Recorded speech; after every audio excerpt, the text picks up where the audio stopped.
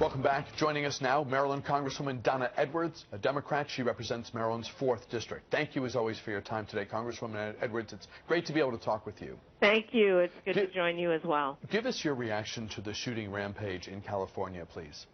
Well, we're going to find out all of the details behind it, but it is, I think by some estimates, the 355th mass shooting that we've had in this country. That's more than the days of the year. It is another indication that we have to do something to get these guns out of the hands of people who could do others harm. And in some cases, we see these mass shootings like in San Bernardino, and then others, it's one at a time, like on the streets of Baltimore or Washington, D.C. or Chicago. Either way, it's got to stop. We can do something about this, and that's not to say that having sensible changes to our gun laws is going to prevent every single gun homicide. But you know what? It would go a long way to making our cities and communities a lot safer. When the president talks about what happened in California and gun control, gun issues generally, in what I think he hopes will be practical-sounding, bite-sized ways that don't go directly at gun ownership, which obviously is politically a non-starter. When he says, for example, that we have a no-fly list, and yet the people, which means that certain individuals, based on what we know about them or suspect to be true about them, they cannot get on a plane, and yet those same people can legally obtain access to guns. Well, why is that so?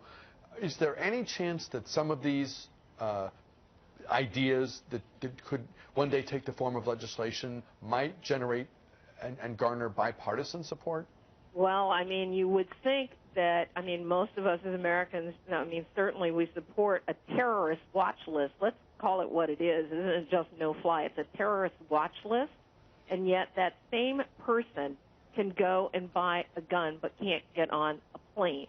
And so that, to me, most Americans would believe is sensible. We tried to bring this, the third time we've tried to bring this simple change to the floor of the House of Representatives, and we're stopped in our tracks, stopped by our Republican colleagues and stopped by the National Rifle Association. And it's unacceptable that we have people that we know are on a terrorist watch list that we're watching to make sure that they don't commit an act of terror, and yet they can go and buy a gun.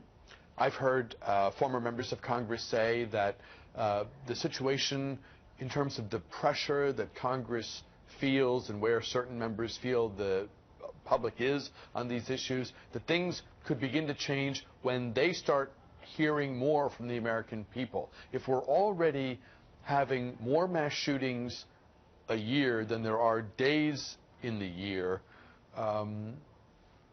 if this isn't generating pushback and a plea from the public for some sort of action out of Washington, are you mystified by that? What would you like the public to do in terms of the frustration that many feel right now? Well, I think that we have to call out the National Rifle Association for its support of the gun lobby and not of gun owners. The fact of the matter is that most people believe that we need to have a solid background check system. Most people believe that people who have domestic violence convictions or have mental health issues that would make themselves a danger to themselves or others, that they shouldn't be allowed to get a gun. They shouldn't be able to get it at a gun show. They shouldn't be able to get it in a private sale. They shouldn't be able to buy it over the Internet. And yet we haven't been able to fix this, not because the public doesn't believe in overwhelming numbers that these would be sensible changes that we could make, but because the National Rifle Association stands between lawmakers and common sense. Let's talk about an issue that's being debated in Washington this very day. Action at long last on a transportation bill, on a highway and transit funding measure. We talked with Congressman John Delaney the other day. He said that in dollar terms the measure doesn't go far enough, but this does represent some progress. Can you give us your thoughts on the bill now pending? Well, I will. Not only am I on the Transportation and Infrastructure Committee, but I also was on the conference committee working out the differences between the House and Senate versions of the bill. It's not a perfect bill. It's not the one that I would have written. It's not paid for in the way that I think makes sense over the long run.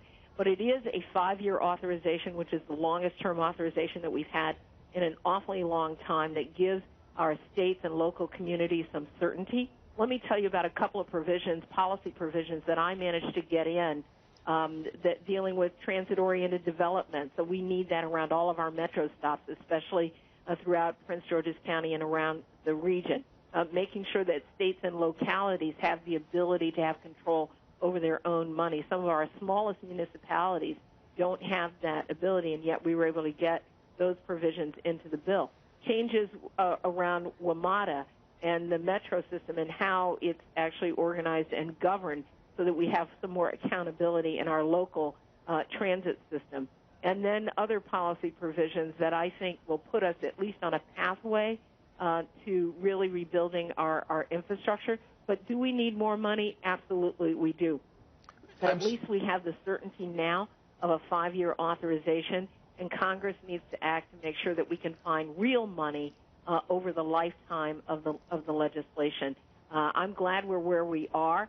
Look, if I'd been in my closet writing my own bill, it would have been different. This is the result of a bipartisan, bicameral compromise, and that's the nature of legislation, and it's about time it's happened. We're so far behind. We're billions behind in terms of fixing our crumbling... No, dear, trillions behind. Trillions. Not billions, trillions. Appreciate the correction, because it only makes the underlying point that much stronger. Right.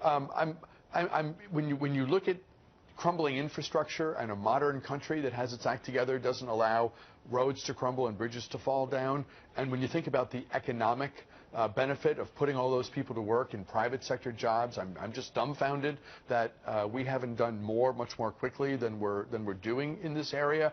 But think also about the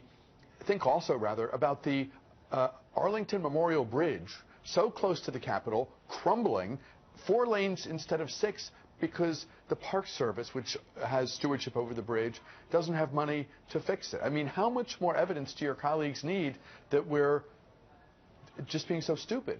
Well, you know, I actually pointed out in one of our oversight hearings that a piece of cement fell from the Beltway onto the Suitland Parkway on a woman's car when she was commuting, which could have been a disaster personally, both for her and for other riders. That is because our infrastructure truly is falling apart. I mean, the Association of Engineers, in fact, gives us a D-minus grade on our infrastructure. And we know that when you invest $1 billion in infrastructure, you can create 35,000 jobs up and down the income stream. And so there's a win-win when you invest in infrastructure. We've made, one first step in getting a 5-year long-term authorization settled, because states like Maryland, Virginia, D.C. need to be able to make predictable decisions about how they're going to spend their infrastructure dollars over the long term in order to make those investments really pay off.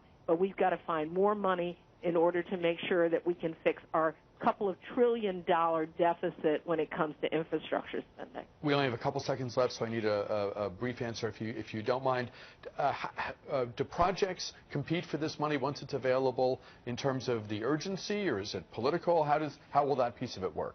Well, each state gets an allocation, and then there are other discretionary funds that can be applied to through the Department of Transportation for funding. But each state gets an allocation. Maryland gets its allocation, and we will be able to spread that around the state for federal projects.